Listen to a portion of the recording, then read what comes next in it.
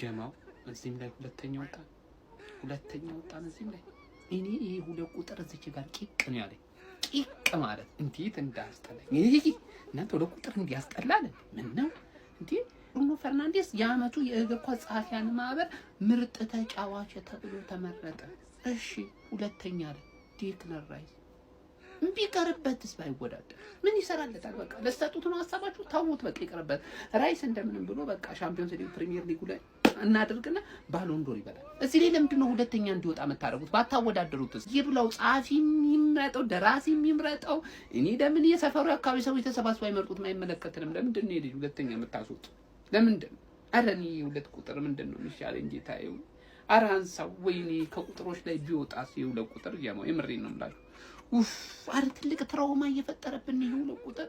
ይሄ ሁለት ቁጥር ላይ የሆነ ነገር ማድረግ አለብን ጀማው፣ የሆነ ነገር ማድረግ አለብን በቃ። እንዴት ነው ደግሞ የመረጡት? ሲጀምር ከትርፌ ቤት ተጫዋች ጋር እኮ መወዳደር አያስፈልግም። እንደሚያሸንፍ ይታወቃል። የምሬን ነው የምላችሁ በቃ። ላይክ አድርጉ። የውስጥ ወሬ እንደሚጠቁመው ከሆነ ብሩኖ ፈርናንዴዝ ኤል ማግኒፊኮ ፕሌየር ኦፍ ዘ ሲዝን ተመርጧል። አናውንስ አልተደረገም እንጂ ተመርጧል እየተባለ ነው። ወይኔ አባቴ ጆርናሊስቶችና ጸሐፊዎች እንደሚመርጡ እንደ ባለንዶር ባቅ ኖሮማ እኔ እንዴት ገባህ አይደለ? አሽቃንስ የአርሴ ጠላት ተረዳኝ አይደለ? ግን ሀቅ ለማውራት ማኑ ይገባዋል ካልከኝ ይገባዋል። በደንብ አድርጎ ነው የሚገባው። ተረዳኝ አይደለ? ምክንያቱም ዩናይትድ ሲያሸንፍ ሁሌ በብሩኖ ምክንያት ነው እና ዘንድሮ አርሰናልን፣ ማን ሲቲን፣ ሊቨርፑልን ደርሶ መልስ፣ ቼልሲን ኦልሬዲ ያሸንፎታል ደርሶ መልስ፣ ቶተንሃምን አንድ የተበቀለው አንድ ያቻ ስለ ቢግ ፋይቭ ከራሱ ውጪ ሁላችንንም ቢያንስ አንዳንዴ ቀጥቶናልና ሁሉም ላይ የብሩኖ እጅ አለበት። ስለዛ ይገባዋል። ገባለ? ችግሩ ግን ምን እንደሆነ ልንገርሽ ፓፓውቴ፣ ችግሩ ምን እንደሆነ ልንገርሽ። ብሩኖ ይሄንን ካሸነፈ በኋላ ድሮ ከሚበልጣቸው ተጫዋቾች እንጂ እንደ አዲስ የሆነ ተጫዋች ይበልጣል እንዳትል፣ ማንንም አይበልጥም። ገባለ? አሁንም ማንንም አይበልጥም። ድሮ የሚበልጣቸውን ይበልጣል። ሌጀንዶች ምናምን ነገር ማምጣት ደቅ እንዳታርገው አንተ አድክም የሆንክ ሰውዬ ማለት ነው። መጀመሪያ ከሩኒ ጋር አወዳድሮስ ከሩኒ የበለጠ ሌጀንድ ነው። ከዛላ ታላላቀ ሲኮርኩሙ ልክ ትገባለህ ማለት የሚችል ተጫዋች ነው። አንተስ ታካብድለት ነው የምታካብድለት ደረጃ የሚያስገምት ነው። ምን ተረዳኝ አይደለ? ይገባሻል። ዴክለር ራይስ ሁለተኛ ወጣ። እኛ ባለንዶር ነው የምንበላው። ፕሌየር ኦፍ ዘ ይር ትላለን ዱቄት። አሬ የታላችሁ የታላቁና የገናናው ክለብ የማንቸስተር ዩናይትድ ደጋፊዎች፣ ይሄ ሰውዬ የአመቱን ሙሉ የሚበላው እሱ ነው። ፉትቦል ራይተር ወይም ደግሞ የፉትቦል ጸሐፊዎች ማህበር የአመቱ ምርጥ ተጫዋች በመባል ተመርጧል። በቃ አሁን የፕሪሚየር ሊጉ ጠብቁ፣ እንዲሁም ሌሎች ሽልማቶችንም ጠብቁ። የምሬ ነው የምላችሁ። ኮፒ ሊንክ አድርጉት። ኧረ ቲክቶክ የሌለ የማይሆን ሙድ እያራመደ ነው ጋይስ። በደንብ ኮፒ ሊንክ። ማን ወደ ልምምድ ብቻ እንደተመለሰ ተመልከትልኝ ሀቢቢ። ሚኬል ሜሪኖ በጣም ነው ደስ የሚለው። ከስንት ጊዜ በኋላ በምታዩት መልኩ እንግዲህ ወደ ልምምድ እንደተመለሰ ፎቶዎች እየወጡ እሱም ኢንስታግራም ላይ ፖስት አድርጓቸዋል። ማን እሱም በማጣታችን ብዙ ጉዳቶች ገጥመውናል፣ ታስታውሳላችሁ ባለፉት ታይም ላይ ማለት ነውና የቁርጥ ቀን ደራሻችን ነበርና ፋይናሊ መመለሱ በጣም ደስ ይላል። ላይክ ለኛ እንኳን ፕሪሚየር ሊጉ ላይ ባያገዝ ምናልባት ፋይናል ቻምፒዮንስ ሊጉ ላይ ሊኖር ይችላል።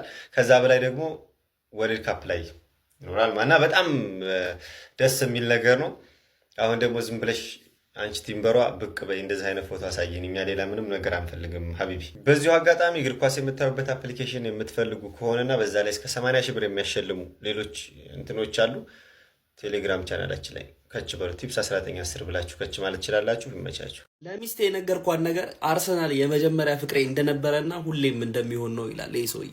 አርሰናልን መደገፍ ክለባችንን መደገፍ ቀላል ሆኖ አያውቅም። ተሰድበናል፣ ተዘልፈናል። ይህንን ክለብ ስለደገፍን ምንም አታውቁም፣ የትም አትደርሱም ተብለናል። ተጫዋቾቻችን መልሶ ለእናንተ አይገባችሁም እስከሚሉት ሰዓት ድረስ።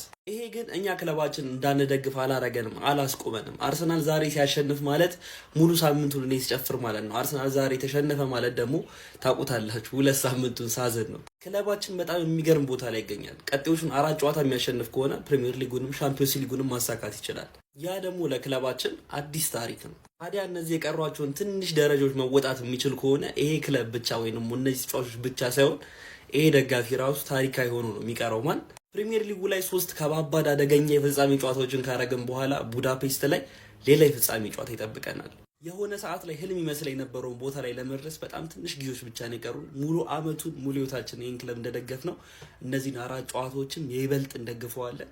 ኖርዝ ለንደን ፎሬቨር ዋቴቨር ዘ ዌዘር ከሞን ዩ ገነርስ ይመቻችሁ።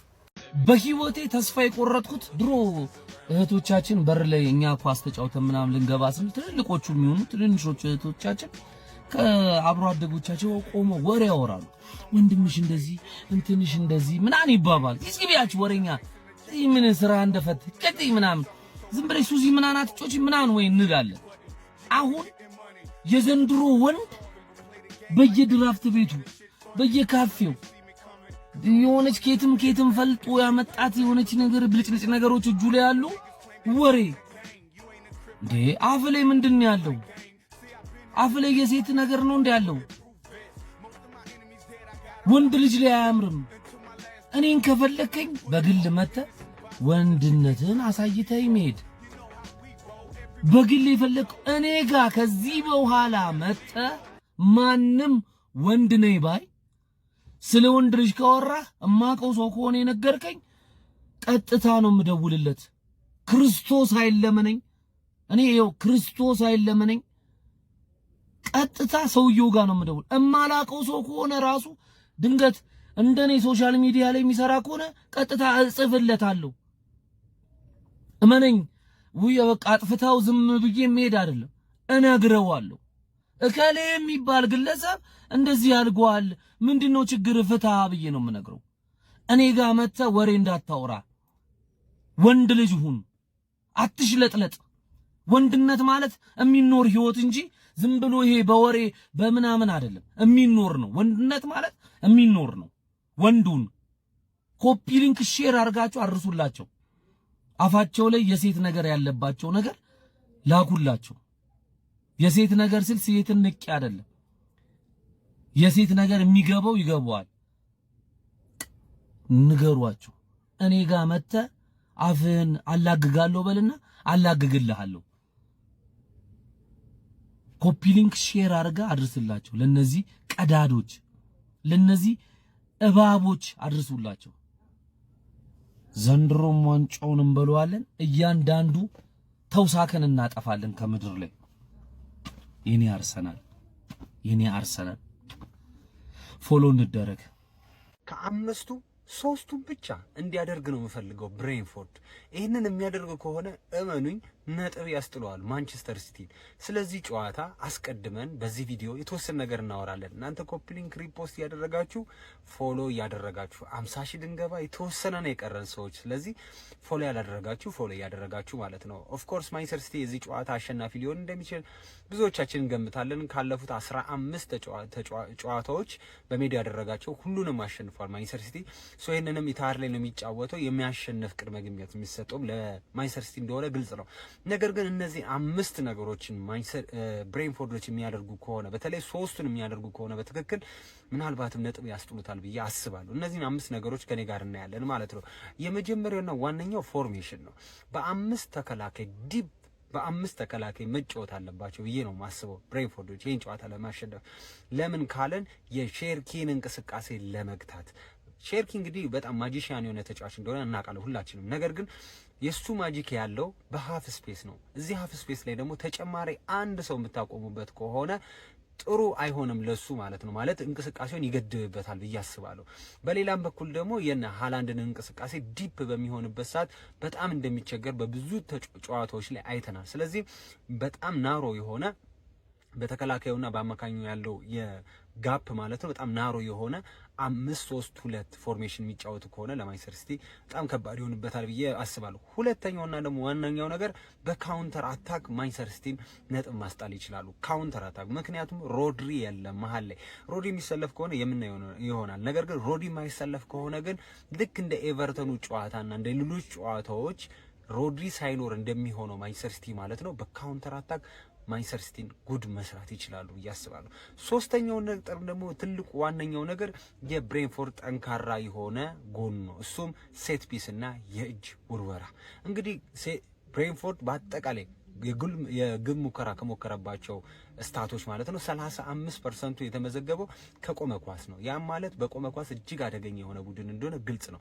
ስለዚህ ከካውንተር አታክ የሚመጣውን አደጋ ሜንቴን እያደረጉ የቆመ ኳስን ግን በደንብ ማንቸስተር ሲቲ ላይ መጠቀም አለባቸው ብዬ አስባለሁ። ሌላው አራተኛው ነገር ደግሞ የማንቸስተር ሲቲ የተከላካይ ክፍል መረበሽ ነው ወይም ደግሞ ስቴብል ያለ መሆን ጉዳይ አለበት። እነ ጊሄ ኩሳኖቭ ጥሩ አይደሉም። ስለዚህ ያንን ደግሞ ቲያጎና እንደ ዳምስጋርድ የመሳሰሉ ተጫዋቾች እየተናበቡ መበጥበጥ ይችላሉ ብዬ አስባለሁ፣ በረጃጅም ኳሶች በካውንተር አታክ ማለት ነው።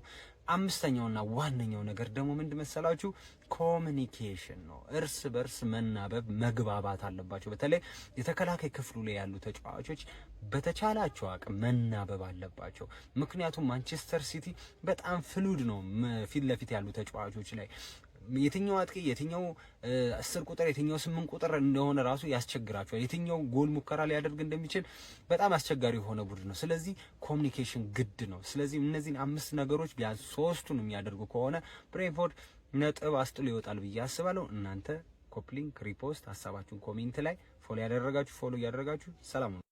ሚኮስ ፐርስ ይላል። እስቲ እንስማት። ይህን ቪዲዮ ለአርሰናል ደጋፊዎች አድርሱልኝ። የአርሰናል ደጋፊዎች በጣም ይቅርታ፣ ከልቤ ነው የምነግራችሁ። በጣም ይቅርታ። እሁድ ከውስጤ ነው የምደግፋችሁ፣ ከውስጤ ገነርስ። እኔ ምን እንደምመኝ ታውቃለህ?